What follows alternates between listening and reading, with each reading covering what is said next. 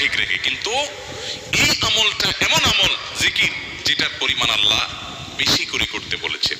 আল্লাহ তাআলা অন্য আয়াতে বলেছেন ওয়াজকুর রাব্বাকা কাসীরা, তুমি তোমার রবের জিকির বেশি পরিমাণে করো।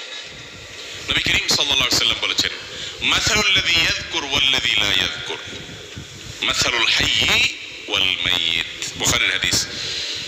যারা জিকির করে আর যে জিকির করে না, এই দুই ব্যক্তির দৃষ্টান্ত এবং উপমা হলো জীবিত এবং মৃত মানুষের মতো। যে জিকির করে সে জীবিত মানুষের মতো, যার মধ্যে আল্লাহর জিকির নাই সে হলো মৃত মানুষের মতো।